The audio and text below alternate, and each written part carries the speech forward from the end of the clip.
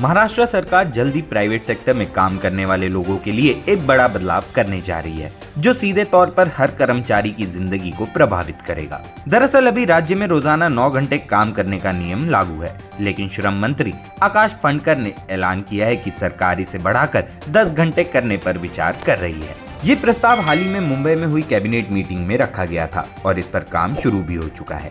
हालांकि अभी तक अंतिम फैसला नहीं लिया गया है। अगर ये बदलाव होता है तो इसके लिए Maharashtra shop and establishment regulation of employment and condition of service act 2017 में संशोधन करना होगा, जो दुकानों, होटलों, मनोरंजन केंद्रों और तमाम प्राइवेट बिजनेसेस में काम करने के नियम और शर्तें तय करता है। सरकार का कहना है कि इस कदम से महाराष्ट्र में कामकाजी नियम अंतर्राष्ट्रीय मानकों के करीब पहुंचेंगे और कर्मचारियों को अधिक सुविधाएं भी मिलेंगी। सबसे अहम बदलाव ओवरटाइम से जुड़ा हुआ है। अभी तक कर्मचारी 3 महीने में केवल 125 घंटे ओवरटाइम कर सकते थे, लेकिन प्रस्तावित नियम लागू हुए तो ये सीमा बढ़कर 144 घंटे हो जाएगी। यानी अब जो लोग अतिरिक्त समय तक काम करेंगे उन्हें उसका पैसा भी सही तरीके से मिलेगा। इसके साथ ही नए नियम में ये अनिवार्य किया गया है कि अगर कर्मचारी ज्यादा घंटे तक लगातार काम करते हैं तो बीच बीच में उन्हें आराम और ब्रेक मिलना जरूरी होगा, ताकि काम का दबाव उनकी सेहत और मानसिक संतुलन पर असर न डाले। इतना ही नहीं,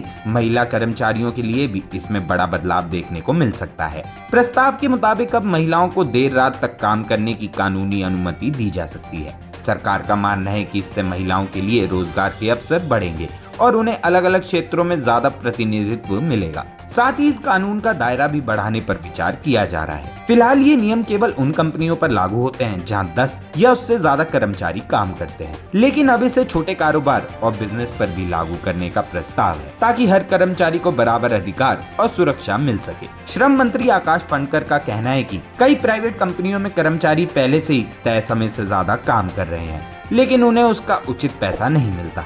ऐसे में सरकार चाहती है कि सब कुछ कानूनी दायरे में हो और कर्मचारियों को उनका हक भी मिले। कुल मिलाकर अगर ये बदलाव लागू हो जाता है तो एक तरफ कर्मचारियों के लिए ओवरटाइम कमाई का बड़ा अवसर बनेगा, महिलाओं को भी नौकरी के लिए नए मौके मिलेंगे और कामकाज अंतर्राष्ट्रीय स्तर तक प्रतिस्पर्धी बनेगा। वहीं दूसरी ओर बढ़ते काम के घंटे कर्मचारियों की निजी जिंदगी और स्वास्थ्य पर कितना असर डालेंगे, ये आने वाले समय में देखने वाली बात होगी।